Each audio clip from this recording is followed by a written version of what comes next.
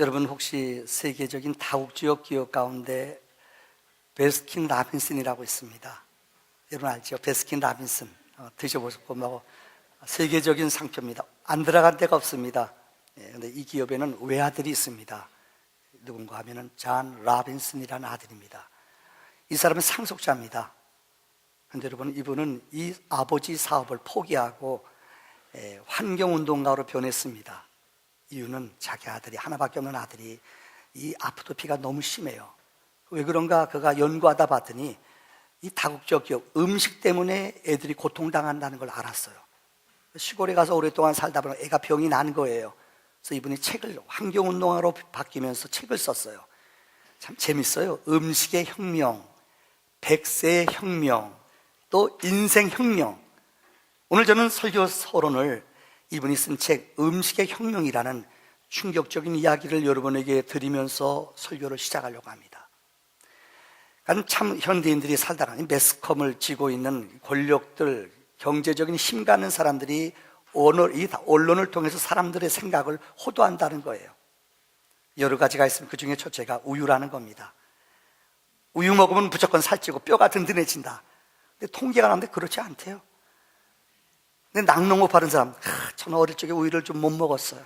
좀 더 먹었으면 키가 더 컸을 텐데 난 그렇게 생각했어요. 우린 가난해서 우유 잘 못 먹었거든요. 근데 그 생각 버리기로 했어요. 통계를 내봤더니 그렇지 않다는 거예요. 두 번째는 돼지입니다. 이런 돼지는 우리가 보통 우습게 여겨요. 세상에서 제일 기분 나쁜 게 돼지랍니다. 우리가 돼지같이 먹는다고 그러잖아요. 근데 돼지가 기분 제일 나빠한대요. 이유는 돼지는 자기 70%만 차면은 절대 욕심 안 부린대요. 근데 사람은 100% 차도 만족 안 해요. 120% 먹어야지 사람은 만족한대요. 그러니까 돼지가 돼지같이 먹는단 말 하지 말래요. 기분 나쁘대요. 돼지는 가만 놔두면요 보통 48km를 지 혼자 돌아다니면서 자기 혼자 잘 논대요. 근데 인간들이 그람수를 더 늘리기 위해서 안에다 쇠창살에 가다 놓잖아요. 제가 이전에 전방에 근무할 때 여러분 이 돼지 키우는 우리 가봤어요. 돼지 그람수 늘리려고요 양이 쇠창살에 그것도 시멘트 바닥에다가 발버둥 못 움직여요. 몸을 살만 늘려요. 죄송합니다만은 이 거세해버리잖아요. 이해돼요 여러분들? 하여튼 그람수 누리려는데 그러니까 돼지가 스트레스 받아서 이거 먹으면 우리에게 독이 된대요. 돼지고기 많이 드세요. 또 하나는 닭이에요. 특별히 켄터키 후라이 치킨 그 사람들을 만나 그분이 쭉 들어가 연구하고 낸 보고서예요. 우리 안에 오는 닭들이 어떻게 하면 여러분 닭장 가본 분 아실 거예요. 닭을 좀 많이 길러내고 그람수를 늘리기 위해서 닭들을 닭장 안에다 그냥 가득가득 모아놔요. 어떻게 하든지 주사를 놓고 비료 많이 해서 빨리빨리 급히 살찌게 하는 거예요. 그러니까 닭들이 몸부림쳐요. 그래서 자연적으로 닭들이 불이 가지고 서로 옆에 있는 닭을 쫀대요. 그래서 옆에 있는 닭을 쪼기 때문에 같이 못 모아놓은대요. 그래서 부리를 다 잘라요. 3분의 2씩. 얼마나 잔인한지 기계에다 넣고요. 탁탁탁탁. 사람이 그래요. 그 닭들이 스트레스 받으면서 그 고기를 우리가 먹어봐요. 그래서 현대인들에게 나오는 그분이 우울증, 당뇨, 비만. 여러분 무슨 말인지 알아요? 이 가축을 먹은 이 자연에서 자라난 게 아니라 인간이 인위적인 법을 가지고 더 크게 만들고 더 유전인자를 바꿔서 주사를 놔서 유전인자를 바꾼데도요 이게 현대인들에게 무서운 질병을 가져온다는 거예요.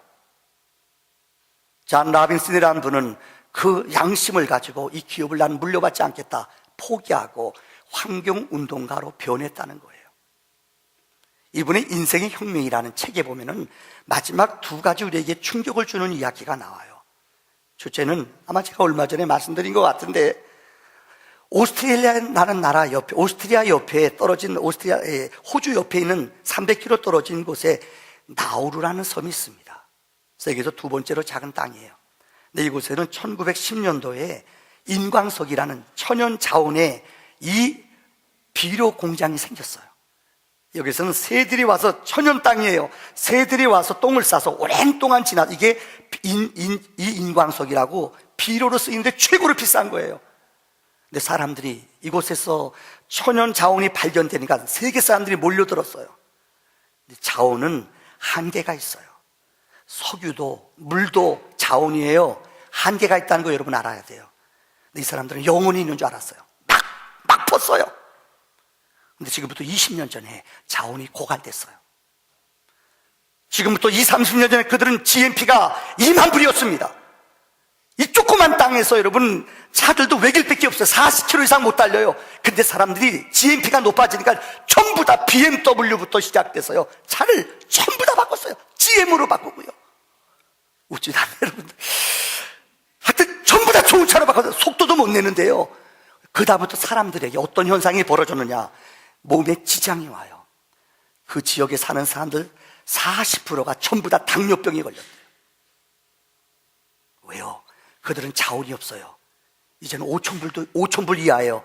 최근에는 어떻게 먹고 사는 줄 알아요? 호주에서 죄수들 감옥소, 자기네 나라에서는 안 해요. 감옥소를 만들어 죄수들을 자기네 걸어놓고 쓰레기 하치장으로 자기네 땅에 버려요.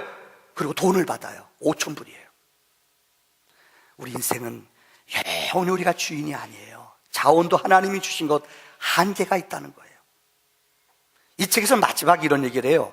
이분이 로빈슨이라는 분이 세계 장수하는 마을들을 찾아갔대요. 세계에서 제일 오래 평균 90세에서 100세까지 장수하는 마을 3군데가 있더래요. 첫째는 이 에쿠아도르라는 남미에 있는 이 빌칸바족이래요. 그 다음에 러시아에 있는 이 아부카시안족이라고 있대요. 90세 내지 100세를 평균을 산대요. 또 하나는 이 동양에 있는 이 북파키스탄에 있는 훈족이라고 있더래요.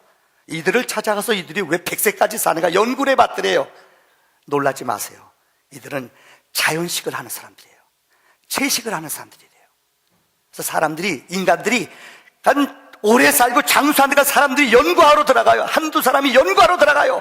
그래서 거기 호텔도 짓고 사람들이 문명의 혜택이 들어가기 시작해요.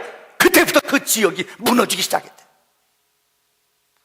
인스턴트 음식이 들어가고요, 인간들이 만드는 여러분들 이 탄수화물이 들어가고요, 그 다음에 여러분들 이 음료수들이 들어가고, 이걸 먹기 시작하거든요. 사람이, 인간들은 환경에 너무 적응을 잘해요. 탄수화물, 이런 음식들, 인스턴트 음식, 이걸 먹기 시작해요. 10년 만에 그들의 생명이 확 단축이 됐더라는 거예요. 왜 제가 설교서론에 이 얘기를 하는 줄 아십니까? 인간들은 건강에 대해서 정말, 특별히 우리 아시아 사람, 우리 한국 사람들, 뱀 좋다면 뱀 다 잡아먹어요. 그죠? 뱀 좋다, 뭐 정력제, 뭐 어느 거 좋다, 씨가 말라요. 쥐가 좋다 그랬으면 좋겠어요. 다 잡아먹어요. 다 잡아먹어요. 없어요.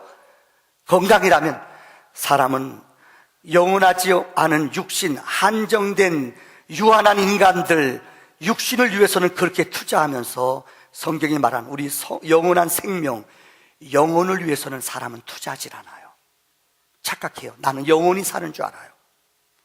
올 한해 우리 교회 표가 행복한 성도, 건강한 교회입니다.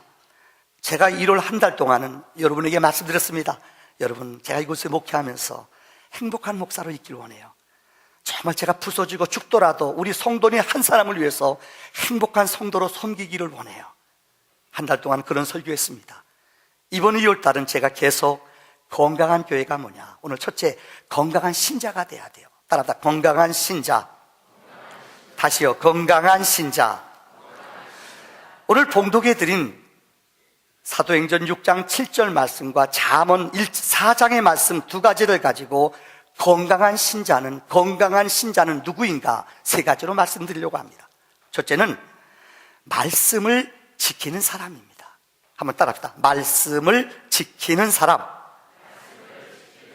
여러분, 특별히 잠언 4장 20절로 21절의 말씀에 내 아들아 내 말을 주의하며, 솔로몬은 우리에게 말했습니다.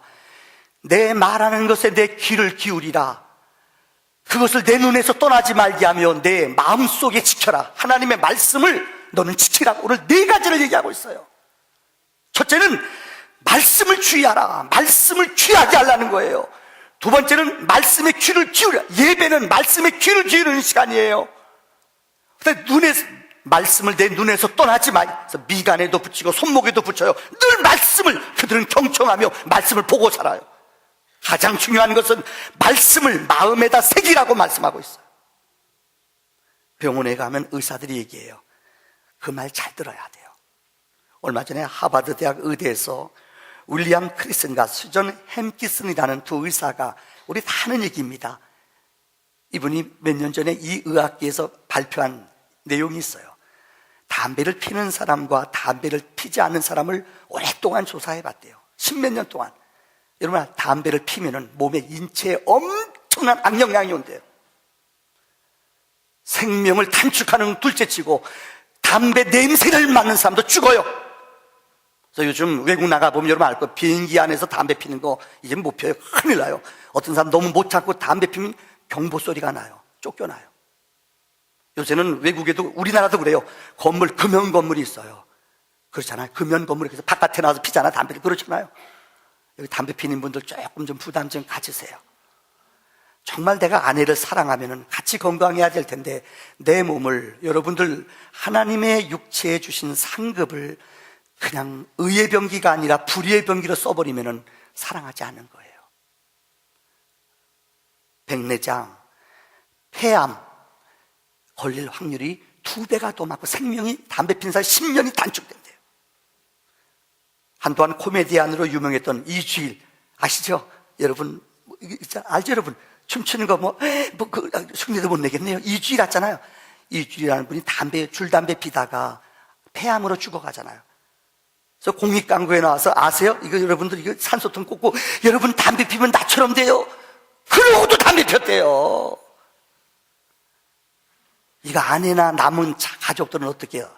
죽어가면서도, 공익광고 하면서도 못 끊어가지고 담배 폈대요. 일찍 세상 떠났잖아요. 얼마나 그분이 고생하고 그 자리에 올라왔는데 그걸 못 끊는 거예요. 말씀을 지키지 않으면 죽어요. 우리 영혼도 마찬가지예요. 하나님의 말씀을 지키지 않으면 우리 인간들은 죽습니다. 많은 사람들은 왜 우리 교회 여러분들, 작년에도 그랬습니다만은, 작년에 배우고 확실한 일에 거하자예요. 말씀을 읽고 큐티하자. 우리 교회 늘 드리는 얘기 한다. 시작. 말씀을 읽고. 작년에 저희 교회가 제자훈련 68명을 2년 동안 마쳤어요. 그때는 여러분 설교 요약, 큐티하는 것, 성경 읽는 것 여러분들에게 계속 체크했어요. 제가 이곳에서 목회하는 동안에는 여러분들에게 성경 읽는 것들을 계속 훈련시킬 겁니다. 아마 여러분들 지금 제자훈련 끝나신 분들은 죄송합니다만은 성경 읽는 훈련이 아마 여러분 계속 될까요? 아마 그렇지 못할 거예요. 사람은 한 훈련하는 게 21일 동안 매일 똑같은 훈련을 해야지 그것이, 그 근육이 기억을 한대요.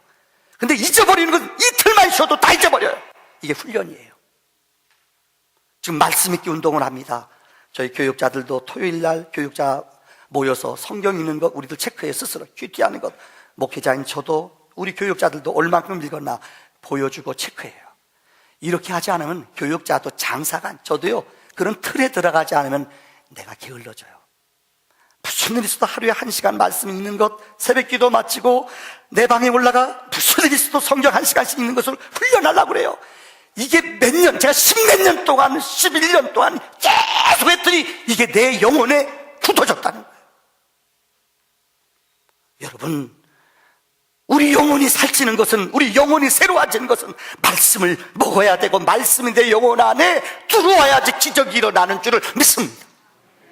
사형언도 받은, 사형 선고를 받은 죄수가 있어요. 그 사람에게 가장 기쁜 행복한 소식은 무엇입니까? 소고기 갖고 갖다 주는 거요? 통닭튀기 다 주는 거요? 아니에요. 사형언도 받은 사람에게 가장 기쁜 소식은 무엇입니까? 당신 사형언도에서 해방됐다. 당신 석방이다. 이게 제일 기쁜 소식이에요. 말씀이 뭡니까? 말씀은 죽은 자를, 우리는 영원히 아담의 원죄로 말미암아 하나님 앞에 죽은 영혼이에요. 마귀에 결박돼 살아가는 사람이에요. 일생 동안 우리는 마귀에 종살이하며 살아가요. 그런데 이 마귀의 자리에서, 어둠의 자리에서 우리를 끊어준 분이 있어요. 이게 복음이에요. 말씀이에요. 예수의 말씀은, 예수의 능력은 죄의 사슬에서 우리를 끊어내는 능력이 있는 줄을 믿습니다. 말씀을 먹을 때에 내 영혼이 살집니다. 두 번째는 오늘 7절의 말씀에 제자들이 많아지는 교회라고 말했습니다. 성경에 보면 예수님을 따라다니는 사람들을 무리라고 그랬다고 그랬어요. 근데 주님을 만난 후에 성경에 보면 예수님의 공생의 사역 마지막 부분에 보면은 제자란 단어가 많이 나와요. 이 땅에는 교회를 다녀도 무리로 다니는 사람이 있고 제자로 다니는 사람이 있어요. 무리로 사는 사람은 예수를 믿더라도 변하지 않는 사람이에요.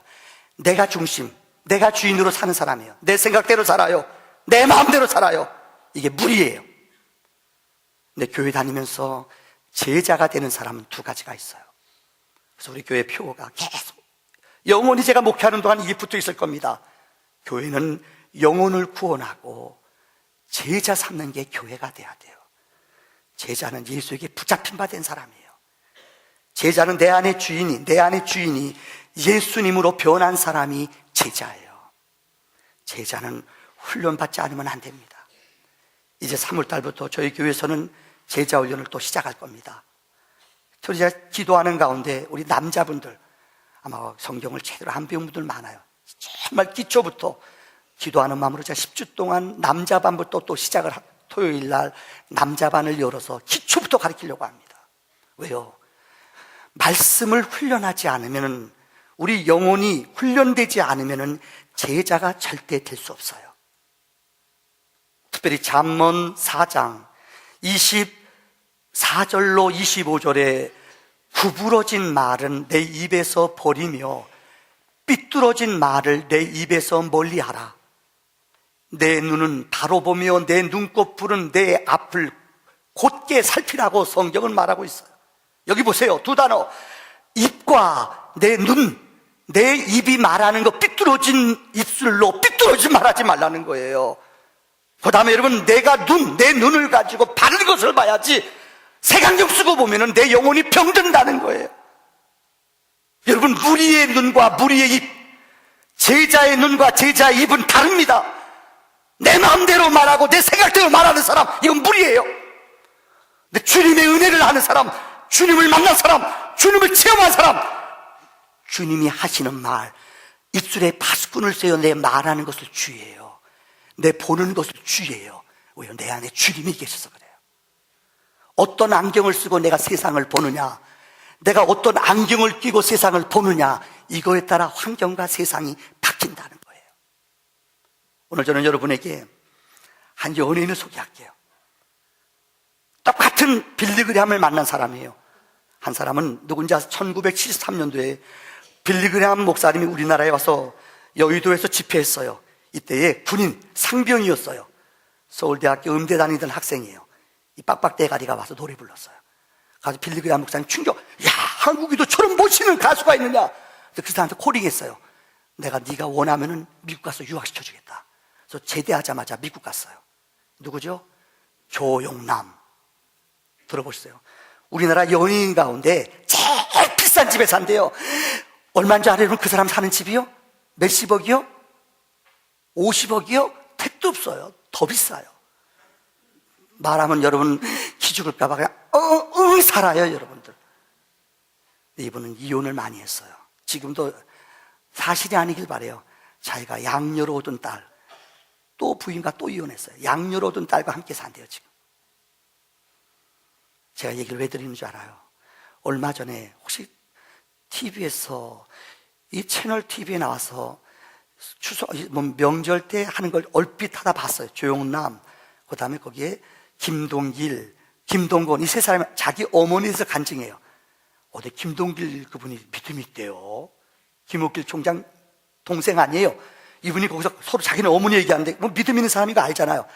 근데 항상 방송국 나올 때마다 이 조용남 씨가 하는 거예요. 우리 어머니는 권사님인데요, 맨마다 가짜꿀 만들면서 내 주를 가까이 가짜꿀 만들면서, 이걸 엄마 흉보는 거죠.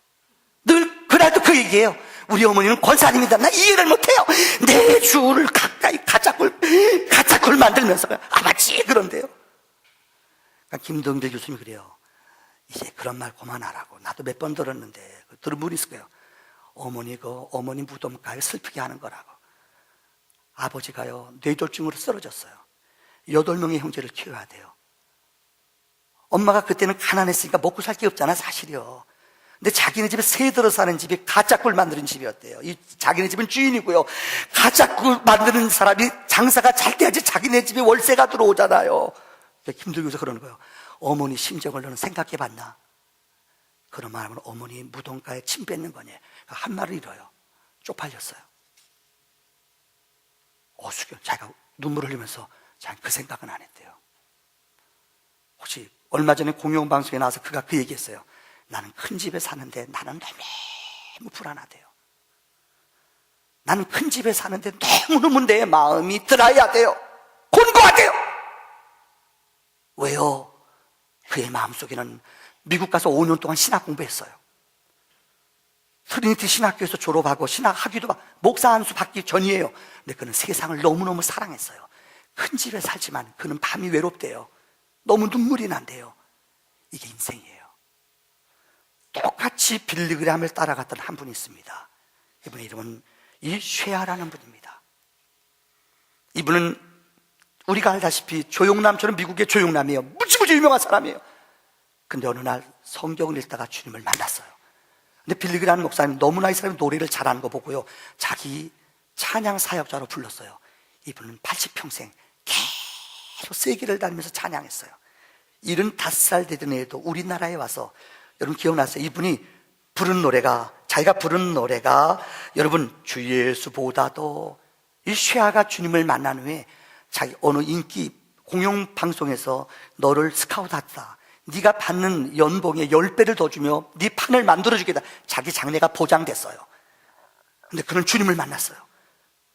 그 좋은 제안을 제거하고 빌리그램 찬양 사역자로 세계를 다니며 복음 전하기로 결정했어요. 그때 주님이 그의 마음속에 주신 감동을 쓴 책이, 쓴 찬송, 우리 찬송은 94장이에요. 주 예수보다도 귀한 분은 없네, 이 세상 부귀와 바꿀 수 없네, 영죽을 내 대신 돌아가신, 좀 도와주세요. 그 놀라운 사랑 있지. 세상 즐거움 다 세상 자랑 다 버렸네. 주 예수보다도 귀한 는 없네, 예수밖에는 없네. 방송국에서 전화 왔을 때 그가 한 고백이 있습니다. 이렇게 말했다고 합니다. 미안하지만 전화를 너무 늦게 걸었습니다. 앞으로 나의 목소리와 나의 재능은 나를 구원하신 예수님, 나의 주인 되시는 창조주 하나님, 그분의 영광을 위해 쓰여질 것입니다. 일생 동안 그는 빌리그램, 우리나라에 옛날에 왔을 때 나이가 75이었어요. 얼마나, 그때 아마 여러분 기억날 거예요. 이 쉐아가 찬양하는데 얼마나 많은 사람이 신금을 흘렸는지. 일생 동안 찬양하는 사역자, 하나님 그분을 열방의 찬양 사역자로 높여주셨어요. 이게 바로 제자의 삶을 사는 성도의 모습인 줄 믿습니다. 마지막 세 번째로, 오늘 본문은 7절의 마지막에 순종하는 삶을 말해요. 따라서 말씀에 순종하라. 어린 시절에 기억납니다. 우리 때는 놀이문화가 없었잖아요. 우리 집에 자전거가 있어요. 우리 아버님 타는 자전거요. 초등학교 다닐 때 그 자전거 그렇게 타고 싶었어요. 지금도 기억납니다. 그 조그만 아이가 그 자전거 아세요? 저는 그랬어요. 초등학교 때 막 한쪽으로 몰고 가다 발이 안 올라가니까요, 끌고 가다가, 알죠? 한쪽으로 짝짝 끌다가 한쪽 발 샥 올라가지, 타고 올라타는 거예요. 발도 안 닿아요. 끝까지 이렇게 됐다가 이렇게 됐다. 그때를 아십니까? 잘 모르시나 봐요, 여러분들이요. 전 그렇게 탔어요. 한쪽. 근데 끼뚱끼뚱 어떻게 길가를 다녔는지 몰라요. 제가 그랬어요. 자전거를 타는 분은 아세요? 제일 중요한 게 뭐예요? 중심을 잡아야 돼요. 아실 거면 자전거 타고 가다 왼쪽으로 기울이면 어떻게 해야 되죠? 왼쪽으로 자전거 기울이면 어떻게 해야 돼요? 오른쪽으로요? 그럼 부러져요. 제가 전역하기 바로 전에 우리 아내랑 같이 취미생활을 같이 해야겠어요. 그래서 자전거 가르쳐줬어요. 꼬시고 설득해서 자전거장 데려 나왔어요.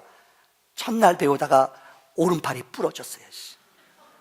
왜요? 가르쳐줬거든. 왼쪽으로 엎어지려면, 자전거 타본 분 알죠? 왼쪽으로 엎어지면 오른쪽으로 엎어지면 안 돼. 왼쪽으로 엎어지면서 이렇게 해야 돼요. 모르면 그냥 거기 끄떡끄떡이면 돼요. 오른쪽으로 자빠지면 오른쪽으로 넘어지면서 일어나는 거예요.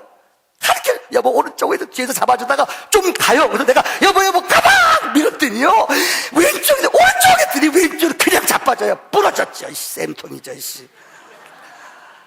내가 2달 동안 고생했어요. 와, 다치고 나니까요. 내가 그때 주부습진 생겼어요.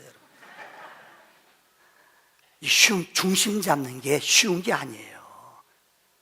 뭔 말인지 알아요? 자전거는 중심을 잡아줘야지 어른 자전거도 딱 올라가서 중심만 잡으면 이 달려가는 힘 때문에 어지간해가지고 엎어지지 않아요. 매년마다 미국과 캐나다 사이에 세계에서 2번째로 큰 나이아가라 폭포가 있습니다. 여러분, 나이아가라 폭포 가본 분 아실 거예요. 기가 막힌 장관이에요. 멋져요. 근데 여러분, 1년에 한 번씩, 저도 가봤는데 저는 못 봤어요. 1년에 한 번씩 거기 줄을 매달고 여러분 서커스 공연을 합니다. 안전장치가 없어요. 근데 어느 때는 자기 혼자 건너가는 게 아니라, 여러분, 내 무등 타고 건널 사람, 그럼 무등 타고 건너는 사람이 있어요. 물어본대요. 위험하지 않아요? 그 사람이 하는 말이 뭐라는지 알아? 예, 안 위험합니다. 비결이 뭡니까? 책에 2가지래요. 첫째는 절대 중심을 잡아야 된다. 둘째, 땅을 보면 안 돼요. 표대 앞만 향해 딱 봐야 된대요. 믿음도 마찬가지예요. 우리 인생을 살아가면서 우리 인생의 중심이 누구예요? 우리 중심이 예수여야 돼요. 우리 중심이, 우리 삶의 근원이, 우리 삶의 주인이 예수임을 확실히 믿어야 돼요. 예수가 내 안에 계셔야 돼요. 그분 흔들리지 않아요. 누가 꼬셔도, 누가 유혹해도 예수가 함께 하시는데 누가 유혹에 넘어가요? 예수님이 함께 계시는데 누가 가서 그 못된 짓 해요? 주님이 내 안에 계신 거예요. 2번째는 주님만 바라본대요. 절대 위험하고 두렵다고 땅 보면은 두려워요. 울렁울렁거려요. 땅이 올라와요. 죽어요. 절대 땅 보면 안 돼요. 군목생활에서 공수부대 제가 6년 있었어요. 제가 강화 비행기 100번 넘게 공짜로 탔어요. 강화 100번 넘게 했으니까요. 근데 절대 부러지지 않는 비결이 뭔 줄 알아요? 아무리 힘들고 바위에 가도 땅 보면 안 되는데 부러져요. 아무리 자갈밭, 위험한데 돌밭에 길가에 떨어져도 절대 떨어질 때, 낙법할 때 절대 낙하산줄 잡고 안 봐요. 앞만 봐요. 딱 발꿈치 닿자마자 싹 굴러버리는 거예요. 제가 100번 굴러서 안 부러졌어요. 이게 뭔 줄 알아요? 절대 땅을 보면 안 돼요. 우리 인생도 그래요. 위험한 일이 있어요. 여러분, 슬픈 일이 있어요. 절대 이걸 보면 안 돼요. 믿음의 사람은, 성령의 사람은 뒤돌아보면 안 돼요. 마귀는 옛사람, 옛뱀이에요. 우리를 뒤돌아가게 해요. 우리를 실패한 것을 기억하게 해요. 아픈 것을 기억하게 해요. 그러나 성령의 사람, 믿음의 사람은 표대를 향해 주님만을 붙잡고 나갈 때에 우리에게 영원한 기적과 승리가 있는 줄을 믿습니다. 저는 여러분에게 정연희 시인이 쓴 시 쓴뿌리라는 이야기를 오늘 여러분에게 낭독함으로 설교를 마치려고 합니다. 이 내용은 이거예요. 많은 사람들이 잡초를 뽑으려고 애를 써요. 군생활 하시면 아주 제일 힘든 게 하여튼 잡초 뽑아도 또 나요. 근데 잡초는 뽑는데 관심은 갖는데 내 영혼에 일어나는 내 영혼의 불신앙, 내 영혼을 죽이는 악한 생각, 어둠의 영들, 마귀가 뿌리는 잡초, 이것은 사람들이 뽑질 않는데요. 들어보겠습니다. 여러분 반주 좀 그래, 미안해요. 사인이 많아요. 1부, 2분 제가 얘기했는데 3부는 반주 좀 아무거나 하세요. 이거 다 맞추니까는요. 그래요. 봄, 여름, 가을까지 매일 씨름하듯 힘을 맵니다. 날 풀려 햇볕, 눈부신 나날, 눈만 뜨면 다치며 마당에서 김을 맵니다. 잡초라지만 나름대로 살겠다고 솟아오른 풀들을 제자리에 나지 않았다고 뽑고 또 뽑아버립니다. 그러던 어느 날 내 안에 무수하게 솟아난 무성한 쓴뿌리가 보였습니다. 어느덧 심성에 깊이 박힌 쓴뿌리가 많았습니다. 매일 김을 매듯 그렇게 뽑았어야 할, 쇠기 전에 뽑았어야 할 것들 차일피일 두었더니 그 뿌리가 깊고 질겼습니다. 내일부터 성령의 호미를 들고 그 쓴 뿌리부터 캐어야겠습니다. 밭일, 마당일이 우선이 아니라 내 안에 쓴 뿌리부터 캐어야겠습니다. 하늘 호미를 들고 계신 성령께 무릎 꿇고 간청하겠습니다. 내 안에 쓴 뿌리를 성령께서 들고 계신 호미로 캐어 주소서.